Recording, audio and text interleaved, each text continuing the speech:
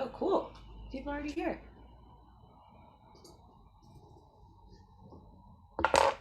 Welcome, welcome, welcome. Hey, everybody. Great to see you. It's nice when people show up early because then I don't have to be alone before the event starts. Suleiman in the house. Whoop, whoop. Welcome, welcome. Thanks, everyone, for joining today. Before I start, I'll probably wait a couple more minutes for folks to join since we're just a little before midday.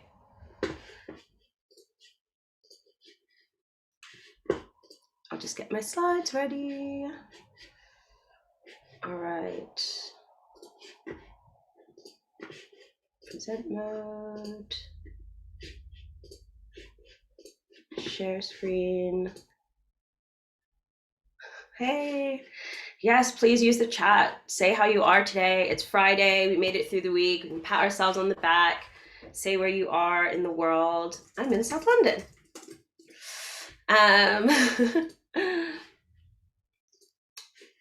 All right. Got a lot of folks in the waiting room. Streaming through. Awesome. Cool. Let me get sharing my slides. So happy that you can be with us today. Really excited to share some careers advice and careers tips with you. Don't be shy. This is as much your time as it is my time. If there are any questions that you have as I'm going through the deck, please let me know. I put together this event really to have an opportunity to share with the community all the things that have helped me over the last 5 years building my career. These are the tactics and the tips that have played a huge part in helping me, get Hustle Crew to where it is today, and get my career to the point where it is today, being at VP level in a global tech company.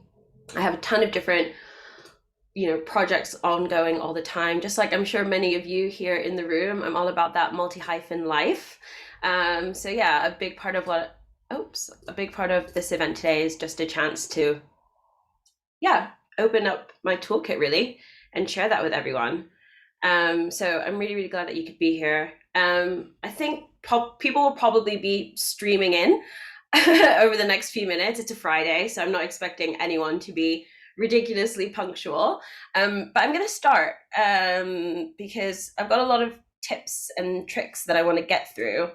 And I want to make sure that there's enough time for all of you to respond to the content that I'm sharing and have your chance to think of the ways that you can apply these lessons to your life, because that's what it's all about. If I think of how I was back in 2016, before I started Hustle Crew, before I started working on my personal brand, I was literally just another woman in tech. There was nothing special about me. No one had heard of Abadesi. No one knew who Abadesi was. Hustle Crew didn't exist at that time. So I certainly didn't have a company, a team, or a track record of clients either.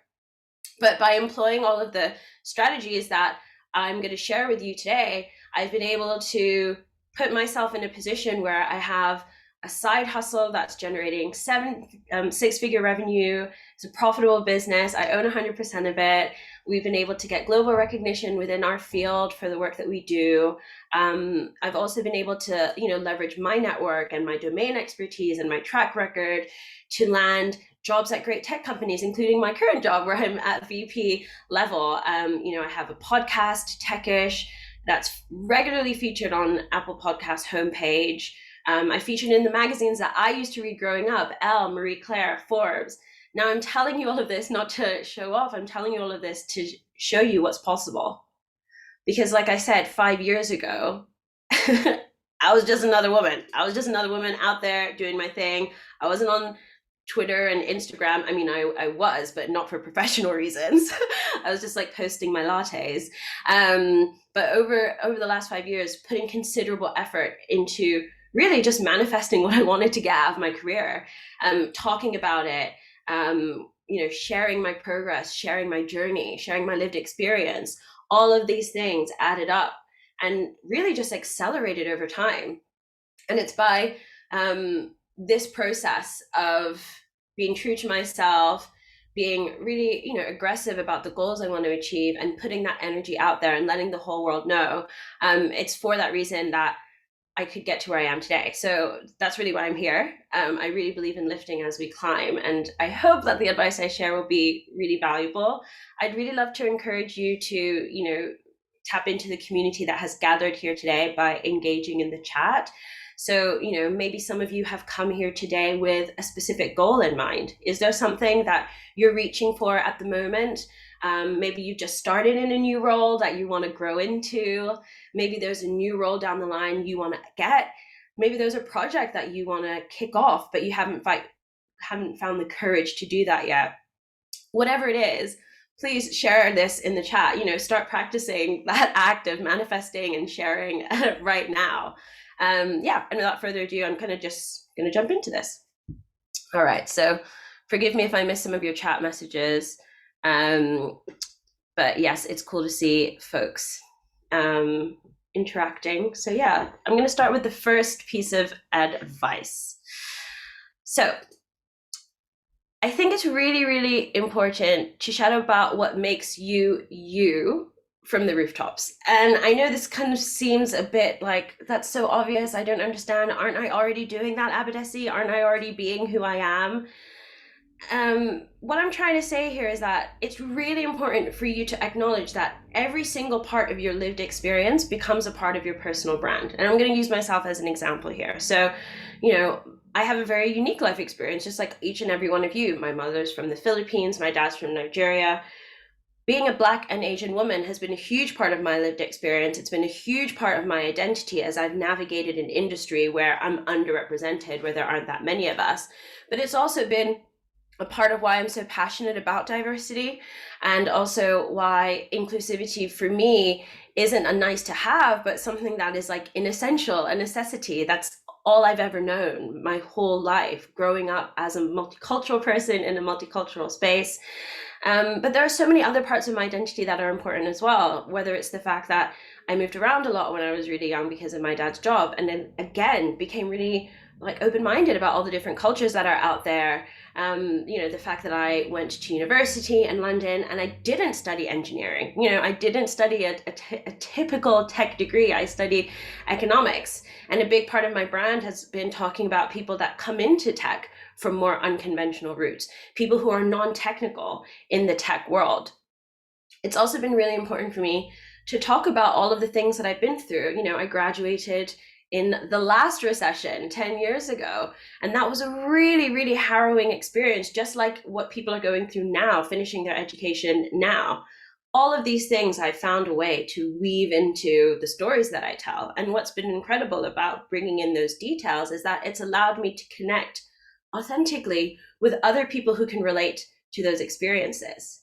So when I say shout about what makes you, you from the rooftops, I'm saying go beyond just, your name and what you do and where you are. Like, talk about these experiences that have shaped your life. What was your childhood like? What was your adolescence like? What was your experience of school, university? Did it meet your expectations? And if not, why not? Because I can guarantee there are hundreds, if not thousands, of people out there waiting for someone to tell them that what they went through wasn't just them, they weren't just crazy, but it's an actual experience that someone else in the world has shared too. And I'm saying that because that's what I found. The very first LinkedIn post I published when I quit my job at a tech startup and was thinking about launching Hustle Crew was called, why don't we go to university for careers? And it was me talking about, my struggle of going through school as a good student and then entering the working world without a syllabus for how to succeed. Where was the curriculum for how to get well paid and excel? And so many people reached out to me following that article, especially people, like me, maybe Nigerian, British, who also had that additional pressure that comes with, the culture, your parents having huge expectations of you, the sacrifices your parents make for you, all of these things were relevant to the conversation that I was starting. And, as little as that indication might be, like, hey, I'm struggling with this, I struggled with this, you're going to find other people who really connect with that.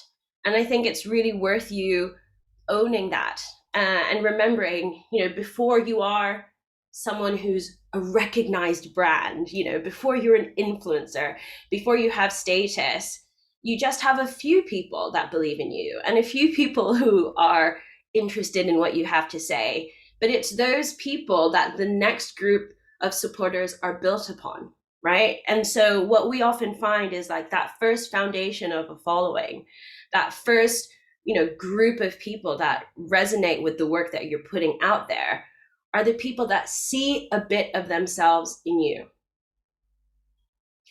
And people are only going to be able to see a bit of themselves in you when you share that lived experience with them, because that's really what people connect with. Now, I'm obsessed with Maya Angelou. If you've spoken to me before, you've listened to Teg's podcast, I'm always talking about her, I'm always quoting her. But, she famously said that people don't remember what you said to them, they remember how you made them feel. And I think that's so true, right? Like, we can all remember the last time a friend made us laugh. We might not remember the exact joke, but we knew what it was about, we knew the gist of it, and we knew that we were creasing, right? And in a similar way, you might remember the last argument you had with a friend. And again, you might not remember the exact words, exactly what they said, but you can remember how that made you feel. And in a similar way, when you share your lived experience front and center, you're sharing a feeling with people. You're sharing a frustration that you felt growing up, maybe split between two cultures, as I sometimes reflect upon. Maybe you're reflecting on, I don't know, the guilt that comes with being in the diaspora, being one of the more privileged people of your identity group, yet still facing oppression in your own reality. Whatever that lived experience is, whatever you're feeling day to day, that's driving you to do this work and driving you to put this information out there, talk about it. And I think that's really what makes a personal brand distinct. I think that's what makes a personal brand stand out. And I think that's what makes people connect with you and believe in you and, stay curious about what you're doing and what you're going to keep working on. So yeah, I would love to see more and more people doing this. I don't think I see it enough. I think a lot of the social media interaction I see and content creation I see could always be more vulnerable. I see that Suleiman is in the room and he runs an organization, This Ability. He does a fantastic job of speaking openly and honestly about his lived experience and how that impacts the work that he does and how that's the driving force of all of the work that he does. So if you want some examples of really bringing that lived experience into your brand and shouting about that from the rooftops, check out Suleiman Khan and This Ability, his company. So I'm going to hit pause there because before I move on to the next tip, I just want to create a space for people to ask any questions about this specific slide, in case you're like, okay, I kind of get that, but I'm not quite sure how to apply that in my case. Space is yours.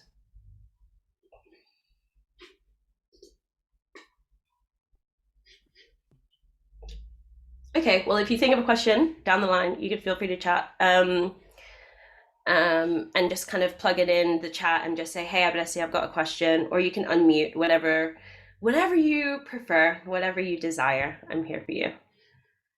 Okay, cool. So I want to talk about the next tactic that's been really helpful for me. And before I put it up, I'm just going to tell you it's a bit of a unusual one. It's maybe not what you're used to seeing in a careers workshop.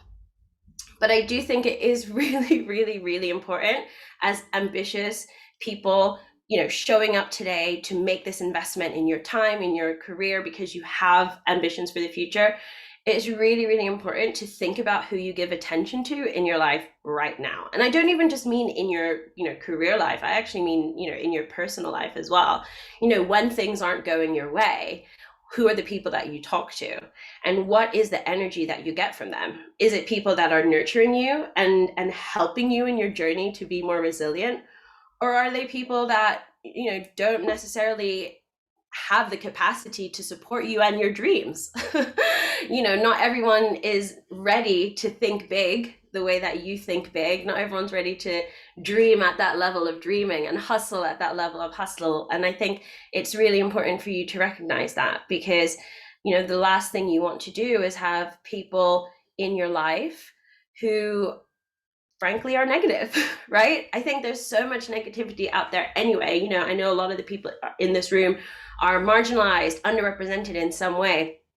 You know, myself as a woman in patriarchy, as a Black and Asian woman in a white supremacist society, I'm here in London, UK, but most of the Western world is that reality. There's enough negative stuff happening on any given day, right? I can just go on Twitter to see that hate is still alive and well, or go on Instagram, or see what are the headlines that are dominating the news today. If I, in my small little world of supporters, friends, family, and trusted people, also have negative energy there, that's going to suck energy out of me that I can be using on supporting myself, re-energizing myself, investing in my projects and investing in my work and my goals. So again, I just think it's really, really important for you to, as much as you can, just try to zoom out and maybe think of the last interaction you had with a friend where you're like, oh, I left that conversation feeling not so great about myself, actually. I kind of called that friend for help, but then we ended up spending the whole time talking about them. And I don't feel like I even had a chance to talk to them about what's been on my mind. And that's so frustrating for me. Or maybe they're the people who, you share an idea with them and they're just always shutting your ideas down, telling you it's not going to work. Maybe you're reflecting on the last time forwarded on an idea to your friend, they didn't even bother replying, or maybe they replied and said, there's no way that can work. Be quite critical and be honest with yourself and ask yourself, how much of your time are you giving to folks like that, and how much of your time do they deserve to have, right? Because the reality is there's only so many waking minutes on any given day. And if you're choosing to spend some of those precious minutes engaging with people who, bring you down or don't support you, maybe you need to revise that. Now, I know this is easier said than done, right? There are a lot of people in our lives who, society, the media, whoever, have told us that they're supposed to be there for us.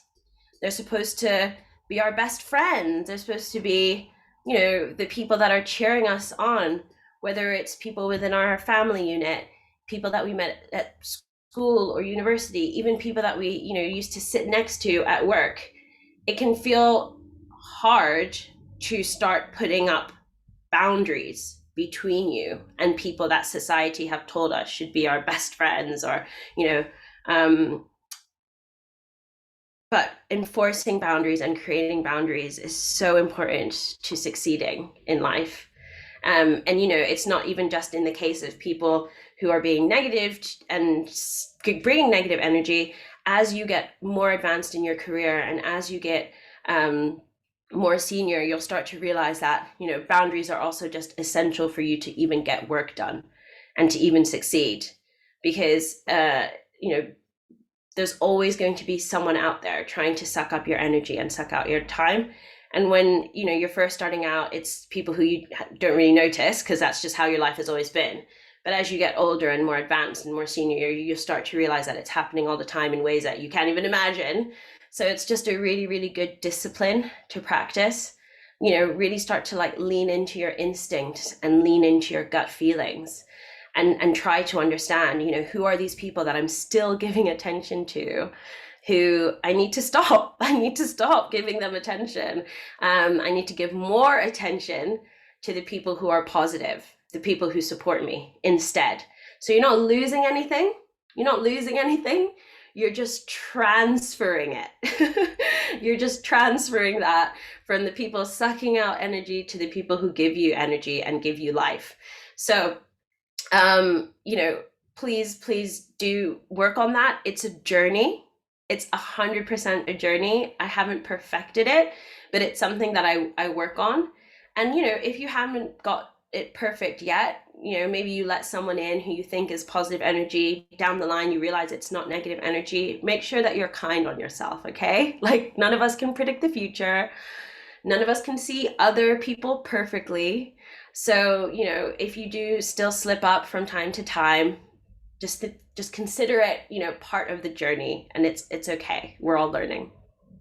So yeah, if you do have any questions about this point I've made around, setting boundaries around people who are sucking energy from you, please do feel free to, ask follow-up questions. I'm just going to see what's happening in the chat. Suleiman, yes, as a disabled, creative, active, intersectional, accomplice in progress. Here's a recent blog post where I spoke about and shared my vulnerability. Yes, absolutely. Please do check that out. I can see some folks responding to these messages around, eliminating the haters. Alyssa says, I love the link between boundaries and personal life and benefits of putting them up at work. Yes, absolutely. Boundaries are a good thing. Boundaries are self-care.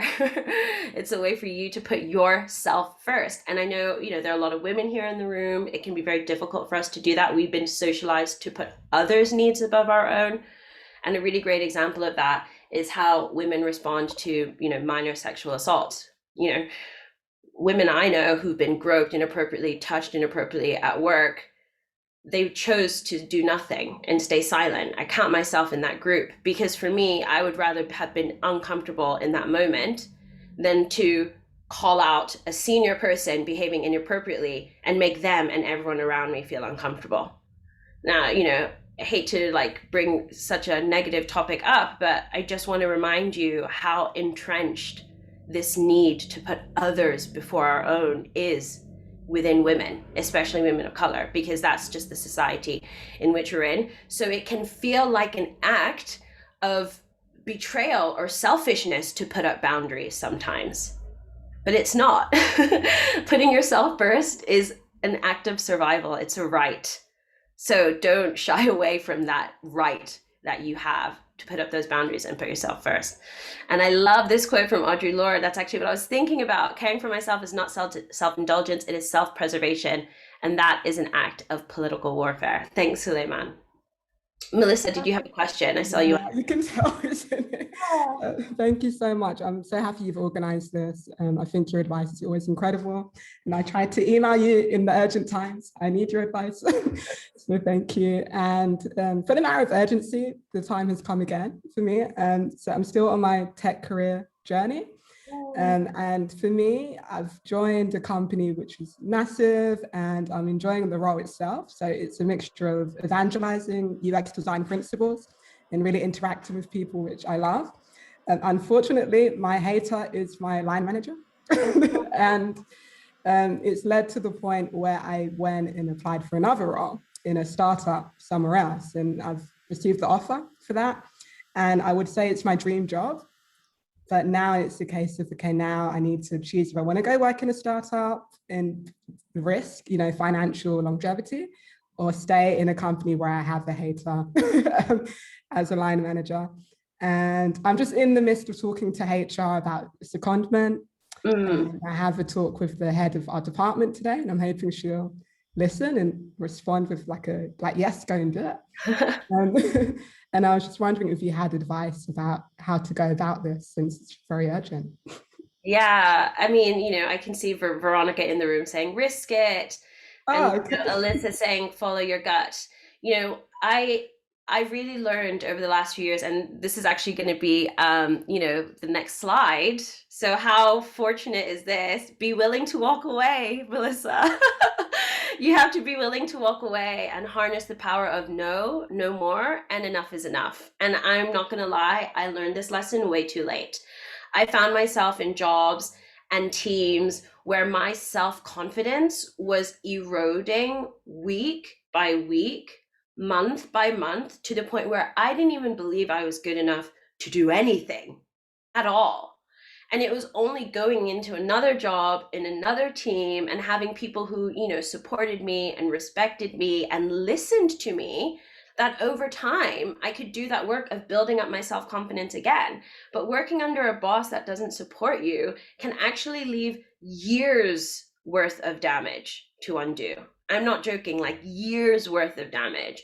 So it's one of those things where, of course, you have no guarantees of long-term support going into a startup, right? Because startups don't necessarily last forever, but that you're not going to stay in a long-term borderline abusive relationship with a manager that isn't making you feel good about yourself. And I can see some incredible advice in here.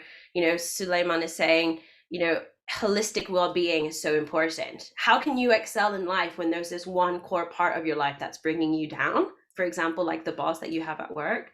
Arka is also saying, maybe you can get a new line manager if that's an opportunity. Otherwise, take the leap because your mental health is more important. Gina's saying, take the risk. It always works out better than enduring. What I wanted to say on this slide, which is like perfectly timed for your question, Melissa, is that so many of us are afraid to walk away from bad situations. And I do think a big part of this, unfortunately, is also like how we are socialized. Because I think, in certain cultures and communities and certain identities, it can also feel really bad to quit. So I know, for example, when I wanted to quit the job that led to Hustle Crew, I told my parents, and they're just like, I beg what? Quitting? Why? And for them, it was just like, you don't quit a job unless someone's like, I don't even know, like literally punched you in the face. But I wish I walked away sooner because like the impact that it had on my mental health was so bad. Anyway, I saw you unmute. Come back to the floor. Yeah, I was just nodding and laughing in agreement. Absolutely. And I think I've been socialized to have no boundaries, to be honest. And when I've been speaking to people, they always give me that advice. And clearly I haven't learned how to do it even up till now as an adult. And I think this will be like the first step in challenge. And I just want to thank everybody for their advice and support right now. And of course yourself, Abadesi, for sharing. And I need to learn to say enough is enough and no is no, and to look after me. It's a journey. It's like 100% a journey. And I appreciate like your honesty and your willingness to say it's not easy for me to put up boundaries. Putting up boundaries doesn't come natural to me. Look, I'm 33 going on 34, and I'm telling you that I am still trying to get good at this, okay? So if I am still trying to get good at this whilst running a workshop about this, you can tell the struggle is real, okay? The struggle is real. Like this is all about us doing what we can with the opportunities we have, with the energy we have each and every day. And don't be hard on yourself. Look, you're here today, right? We're supporting you. It's not the end. We're going to be there for you.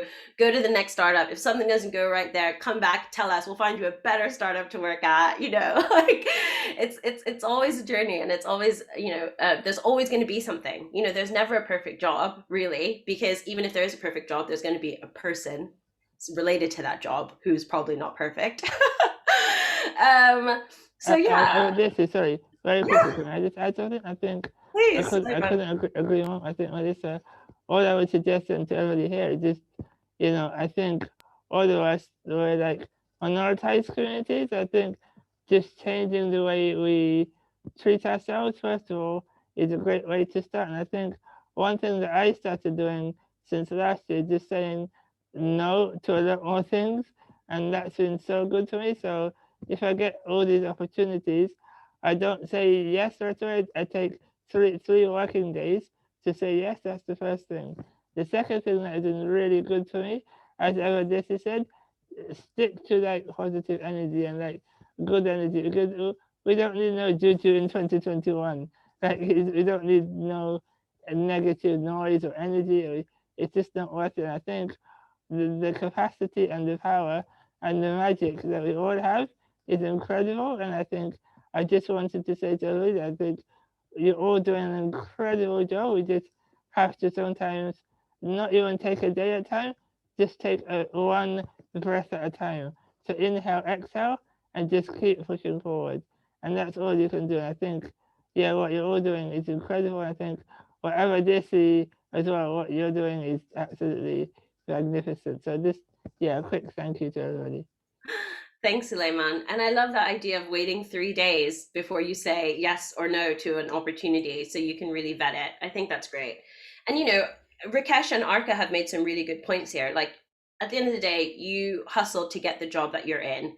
And now, just because of one frustrating line manager, you're in a situation where you want to leave.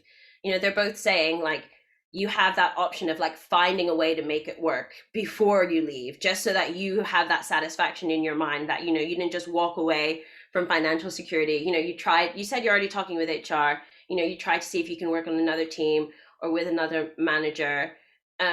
Yes, you know, while it's easy to say, hey, just say no, walk away, or take risks, they come at a cost. And it's important for you to make the best next step that aligns with your current needs, and stuff like that. But I'd be happy to like help you offline anyway. You know where to find me. Thank you so much. And thank you, Solomon, and everyone for the advice. I'll message. Great. Yeah, keep us posted. So this is actually related to that. My next piece of advice is to take risks and change your relationship with failure. Surround yourself with like-minded go-getters.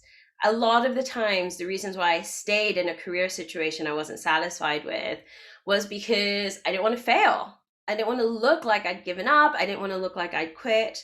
But now I've started to realize that it's okay to fail. It's okay to not finish, because what I'm focusing on is what I'm learning from that experience, not how the experience ended up. And since I've been able to try and adjust my relationship with failure and see life as more about, you know, the experiments that we embark upon and the learning opportunities, not necessarily always just the outcomes, it's given me like a lot more openness to take risks and a lot more willingness to try stuff. You know, Techish, my podcast, didn't even have a name when we recorded the first episode of it. Michael, my co-host, said, you know, hey, listen, all the podcasts about startups and tech come from Silicon Valley. They're usually a bunch of white folks, white guys talking about the startup scene. We should do a tech show. We should talk about, you know, the stories that we're paying attention to, stories about Black excellence in the tech scene, other underrepresented voices in tech. And we should talk about bootstrapping. You know, we should talk about tech founders that didn't go and raise millions, but just, you know, built sustainable companies. And so that's that first conversation that we started, put it on SoundCloud, put it on Twitter, didn't even have a name. We were like, hey, everyone, this is our first podcast. What should we call it? And now 2 years later, it has a global reach, tens of thousands of downloads. Oh, thanks, Jenny, techish listener in the house. But, you know, that's a risk that paid off. Now, you know me for all of the risks that paid off, but what you don't know are like all the other risks that didn't pay off. Now, they didn't necessarily last or pan out, but they taught me something, and I learned something about them, about myself through them. So it's really, really important that, you know, you become someone that's willing to take risks, because risks take all shapes and forms. A risk can be a job opportunity. A risk can be a coffee with someone who 5 years down the line becomes a job opportunity or a client. A risk can be connecting with someone on social media who down the road turns out that they want to be your agent and represent you for speaking gigs, which literally is how I got an agent. So, you know, be open-minded and be willing to explore things, even without guarantees of success. Even without guarantee that it'll work out the way that you want. Be willing to do something, because by doing that thing, you're going to learn something about yourself. And the other thing I wanted to say was like, surround yourself with like-minded go-getters. You know, it can be really, really valuable for you to be around people that are also up for taking risks and are also up for trying things and failing and learning and growing, because then it becomes normalized, right? Like, and this kind of goes back to what I was saying around eliminate the haters, eliminate negative energy. There were a group of girls that I used to meet up with. You know, I went to university with them. We used to meet up like almost every month for a meal. And I remember once, you know, the 4 of us didn't make it in the end. It just ended up being me and one of the girls in that group. And at the time, I had all these ideas around launching a blog, doing more presenting work. And I told her all of my ideas. And I was like, oh, I want to do this. I want to do that. I want to do that. She was so unsupportive. She was just like, why would you do that? What if you do that and no one reads it and watches it? Then you're going to look stupid. Then that's just going to be there on the internet. Like, that's so embarrassing. I would never do that. I'd be mortified if I did that. I don't speak to her anymore. I'm sure she's well. I'm sure she's fine.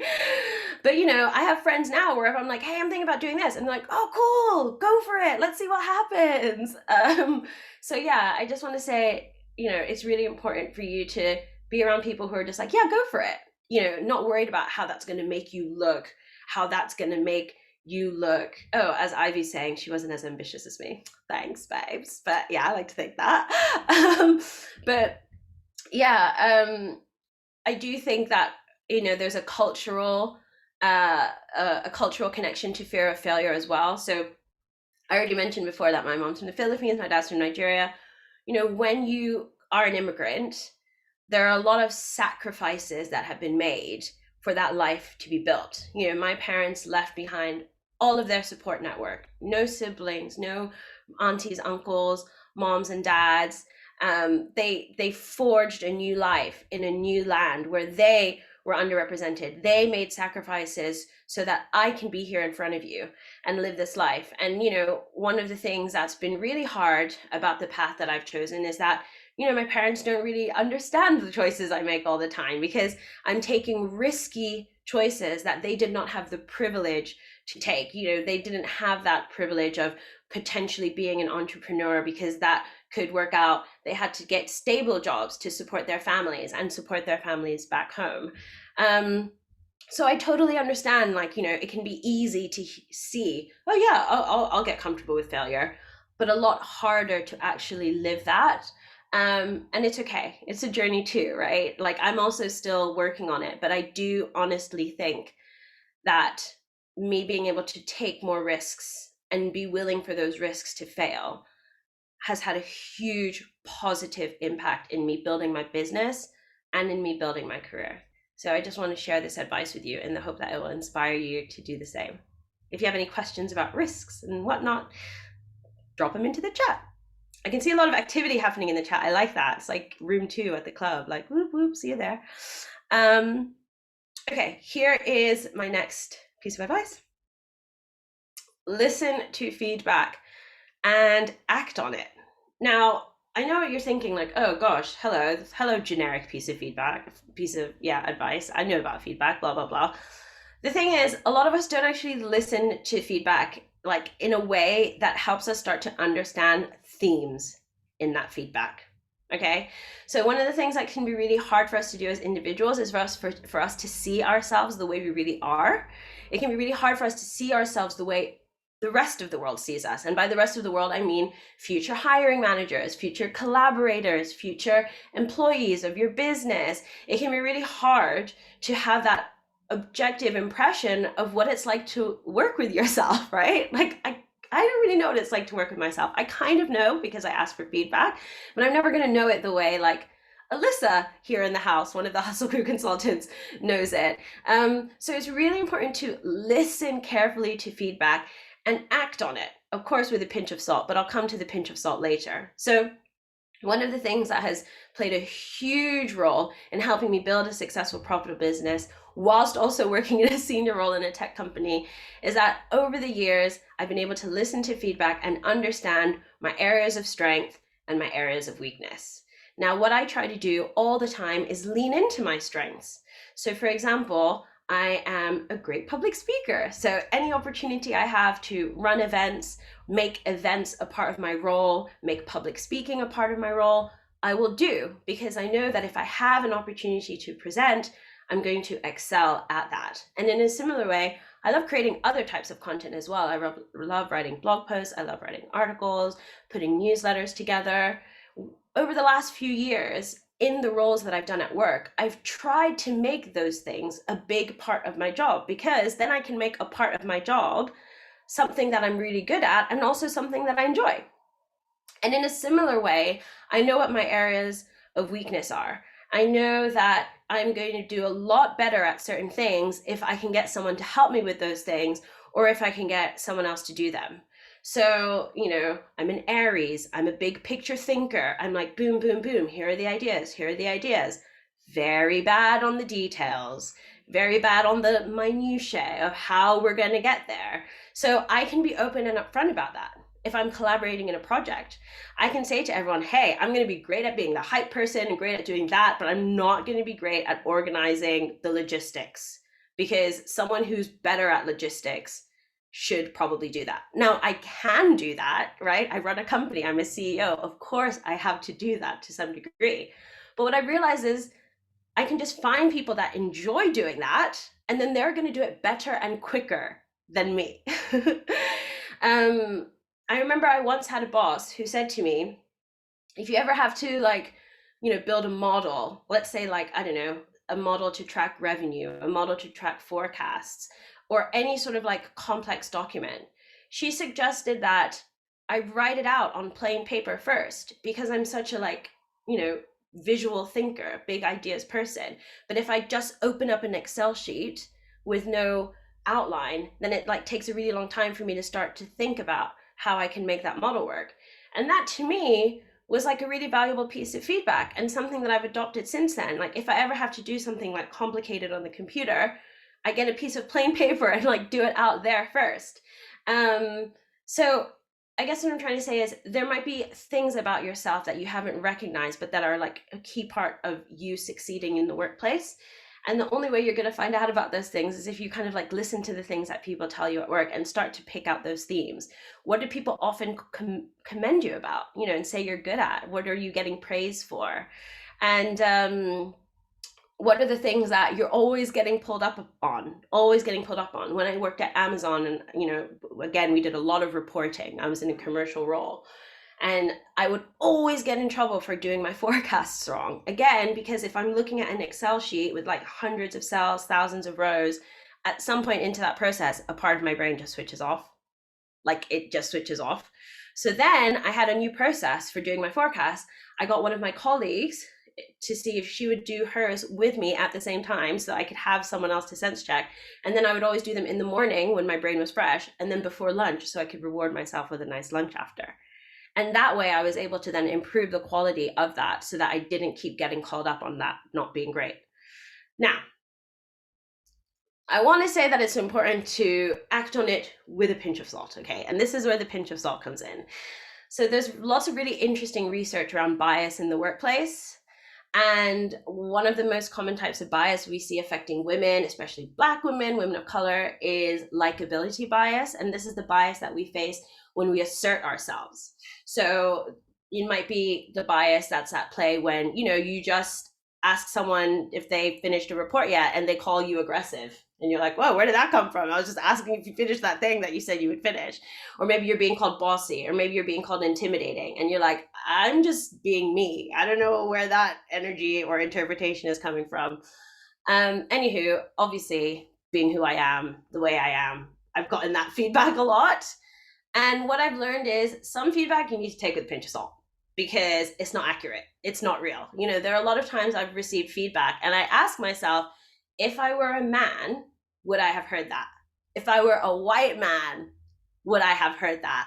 And I think, that's the kind of filter I am talking about when I'm saying the pinch of salt, because we know that as women, there are double standards in the workplace. There's one set of rules for guys, another set of rules for girls. There's one set of rules for the dominant groups, whether that's white, cis, able-bodied, et cetera, and then a whole another set of rules for everybody else. So as valuable as feedback can be for developing, self-awareness and a better view of ourselves, and giving us the opportunity to lean into our strengths, it's also important to, take that with a pinch of salt, because it ain't always going to be accurate. People aren't always going to be able to remove the lens of bias from their own eyes before they come and give you feedback. So be mindful of that. I love what's happening in the chat. Thank you everybody for chiming in. Veronica saying no time for the naysayers. Ooh, but convert naysayers. I like that. That should be a TED Talk. Because I would watch that. Ben is saying I never even thought about privilege being an ability to take risks. 100%, totally. And I think every new generation has other types of privileges in terms of the life that they build because of the sacrifices of the previous generation. So it's something interesting to think about, something I think about a lot. Jenny saying the place I work is constantly saying no to my ideas, and I don't even know how to present them so that they say yes anymore. Interesting. Maybe they don't deserve your ideas. maybe they're not ambitious enough for your ideas. Just like Ivy was telling me when I was telling my friend my ideas and she was shutting them down, and it was probably down to her lack of ambition. Maybe your workplace is also running low on ambition. Maybe it's time for you to take those ideas into the side hustle space, or the consulting space, or the next company phase.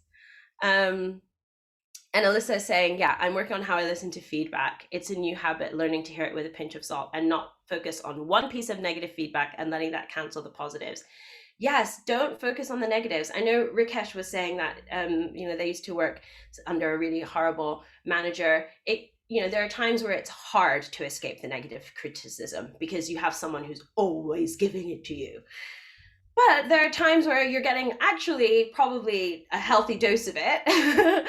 But because, we're so sensitive to that in our desire to be perfect and never fail, that becomes the thing that our brain latches onto. And so, yeah, it is really important, use mantras, positive mantras about yourself. Use things like, a gratitude journal where you can remind yourself of like all the good things that you've done so that, you can balance that negative with the positive. Oh, and Veronica's happy to do a TED Talk. Great. We should take that offline. Find a way to make it happen. Okay. So this is the penultimate side. This is a phrase that I'm trying to make go viral. So y'all are here, y'all are listening. Okay. Work with me on this. Okay. This is a concept I call Marmite energy. So everyone knows that Marmite is famous for being loved or being hated. And that's pretty much what their whole advertising campaign has focused on, at least for as long as I've lived in the UK, which is like 15 years or something. Now, as I get older in this reality that we are in, and as I get older as a Black and Asian woman navigating this space, being a bit of a disruptor, advocating for change, challenging the status quo, I realize I don't even want everyone to like me. I don't even want everyone to support me. I don't even want everyone to believe in me. I just need the right people to like me, the right people to believe in me, and the right people to support me. And by the right people, what I'm saying is like-minded people, positive people, people who agree the world as it is now ain't good enough, and who are passionate about making a better future and are passionate about using whatever resources they have to turn that vision of a better future into a reality. And what I've realized is the best way to find like-minded people is to embrace your Marmite energy. Be unfiltered, be unapologetic, be someone that's so outspoken. Some people will literally hate you for what you say, because what you're saying feels like an attack against them. It makes them feel defensive about what they believe. It challenges everything that they think and they know about how a woman should act or how a woman should speak. Let them hate you, right? Because that very same message that you're putting out there and sharing is going to cut through the noise and like strike a chord in the heart of the people that you really want to find. It's going to be like a beacon calling them, and they're going to be like, who said that? Where is she? Where is she? Let me find her. Let me find her. Let me find her. And it's just so important. The older you get, the more mature you get, the more advanced you get, to embrace your Marmite energy. There was a time last summer when a company came to Hustle Crew and said, listen, we really like the look of your bias and inclusion workshops. We really wanted to work with you. Now, there was already something a bit niggling in my head, the way that they were kind of communicating about their staff and their lack of representation. But I was kind of like, okay, let me be open-minded here. Let's bring them in. So anyway, the workshop happened, spoke to one of our consultants afterwards. How did it go? And she said, oh, I don't know about that group. I had a really bad feeling about them. Like, I was trying to bring in the conversations around privilege and this and that, but I kept getting shut down. And a part of me was like, oh, okay, let's just see what happens. Next thing I know, I'm getting an email essay from this company saying that, how dare we say that they have privilege? How dare we say that their company is racist? How this, how that, blah, blah, blah, blah. And I was just like, refund, goodbye. I was just like, no ahala. Like, I cannot be in a place where I'm going to be defending the choices that we make, the content that we create, the community that we stand for, when we have not hidden any aspect of who we are and what we do in this whole process. You know, I'm not standing for that. And, you know, we don't have to work with them anymore. Hurrah! And everything is great. And, you know, it has freed up space and time to work with way more better clients, way more engaged companies, companies that love the brand, companies that get it.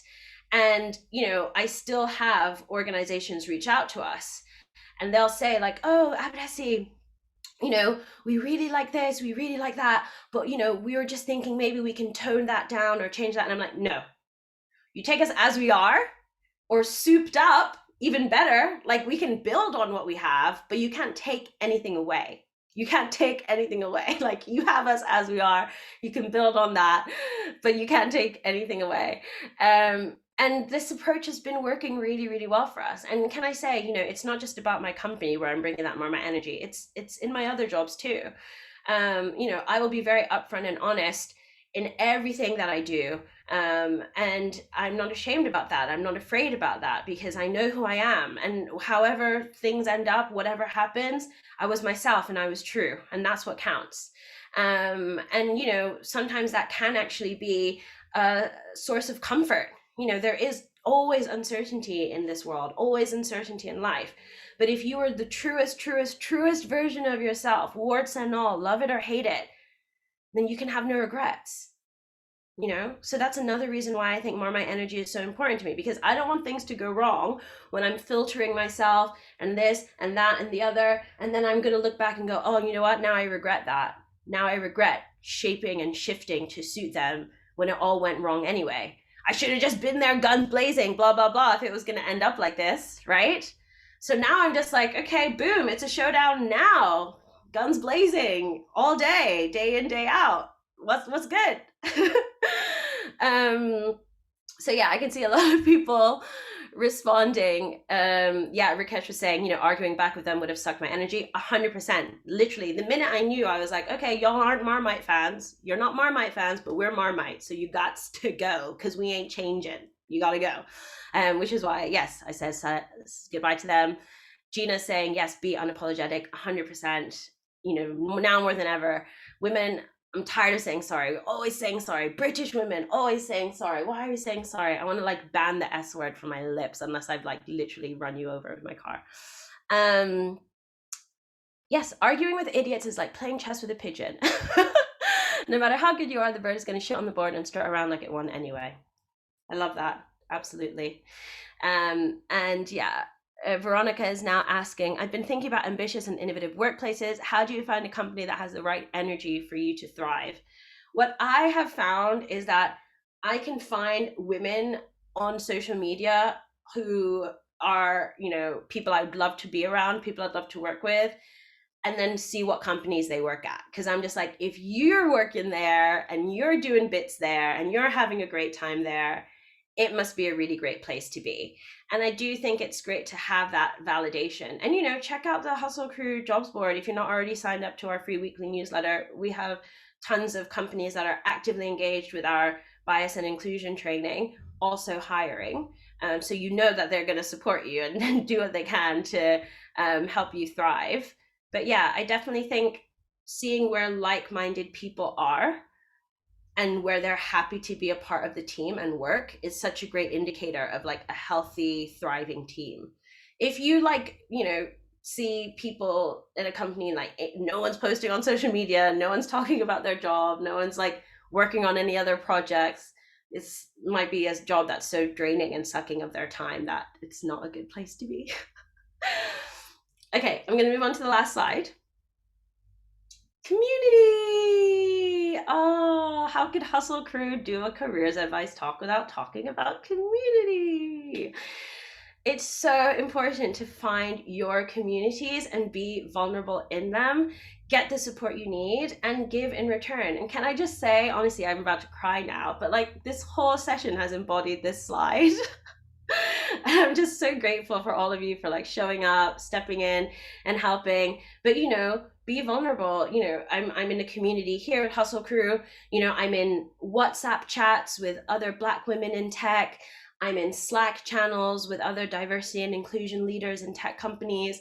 All of these pockets, all of these communities, all of these spaces where like-minded people are interacting and connecting give me energy, give me joy, give me support. And I go to them with the problems that I have. I'm vulnerable with them. Hey, I'm really struggling with this. Hey, I don't know what to do about that. Hey, I've just written this. Take a look. Let me know what you think. And I get that support back. And what I do is then I return it. Hey, Abadesi, can I get your perspective on this? Do you know anyone who can help with that? There is no way I could be standing here today, founder and CEO of a six-figure business, VP of a global tech company, co-host of Techish podcast, etc., whatever, without communities. And I'm not even just saying, you know, Hustle Crew, you, the people that show up and support, but I mean all the people out there every single day, people who've been liking my LinkedIn posts, people who came to the Southback Center back in the day when we literally used to meet in person every Saturday. People who open up the email newsletters that we've been putting out for years, people that like the Instagram posts that we like. Every single success point on this journey is a point because one person or a group of people made that happen for me. There's no self-made anything, right? There's no self-made. I am here because of all of the amazing people like you that have made this possible. And that's going to be the same for all of you, right? One of you one day is going to need something from me or anyone else on this screen. And that's when we're going to be here for you. But we can't help you if you don't tell us how to help you. And that's why I'm saying you have to be willing to be vulnerable. And it's not just about an ask, like, oh, can you take a look at this or can you take a look at that? It's about that struggle. Hey, I'm actually really struggling with XYZ. So I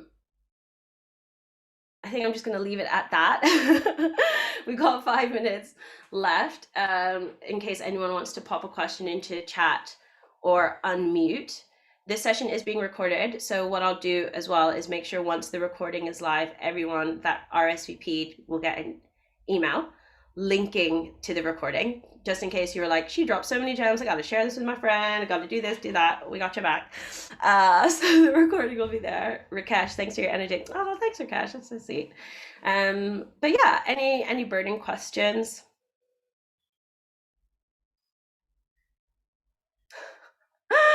I'm just reading the comments in the chat. Oh, thank you. Hey, sorry, I was just coming off mute, Abadesi.